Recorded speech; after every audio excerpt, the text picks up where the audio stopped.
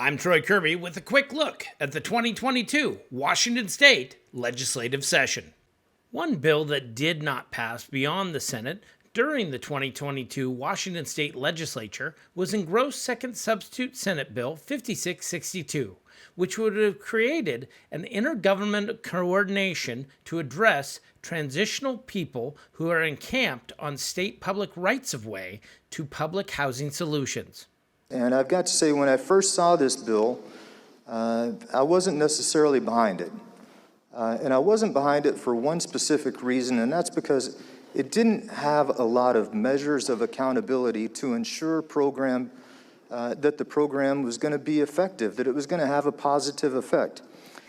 So if we were to take the $50 million that's allocated for this particular program, we could simply write a check to every homeless person that camps on the side of the road for $8,300 and something.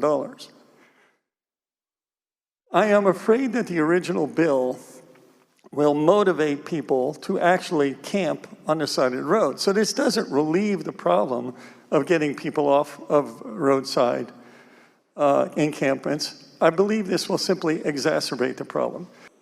What Senator Fortunato is proposing completely undermines the intent of the bill. But I've asked people, I asked staff to come up with a number. I said, how much money are we actually spending on homelessness? And if you take all of the state programs that we have and put them all together, and you take all of the county money that we are currently spending, not counting the city money, it is somewhere in the vicinity of $2.7 billion.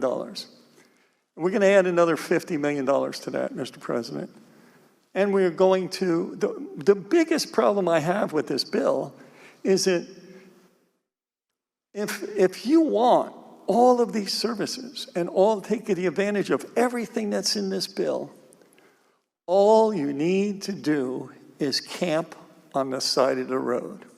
And it is a very emotional and deep and dark and lonely place to not have options in terms of housing. And I do find issue with the good member who spoke earlier about choices that people might make in those types of situations. And I would really ask us to reach into our hearts and think about what it means to be in that position and what choices someone truly has if they are desperate enough to be camping in a situation that provides so little stability and such great opportunity for harm. First of all, because we can't allow our neighbors and friends to live in unsafe conditions any longer. And, I think it's difficult to imagine for me the turn of events in my life that would lead me to being in a position of some of our friends and neighbors who are living in the right of way. Just the intergenerational trauma, the impacts of substance use disorder, perhaps veterans of our wars who have unresolved and undiagnosed and untreated conditions, but all of that leading someone to the place that they're living in our state's right of way, it just is a profound system failure. And I think we have an obligation to act.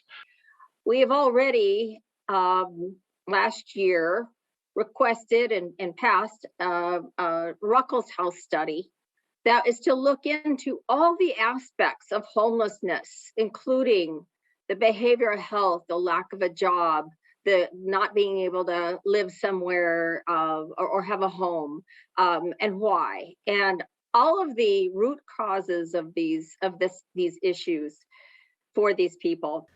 The bill did pass the Senate 36-12 on February 14th and did make it through House committee hearings, but did not make the House floor in time for a vote during the 2022 Washington State Legislature, despite the fact that both the Senate and the House are controlled by the same majority party. Thank you for watching the 2022 Washington State Legislative Session.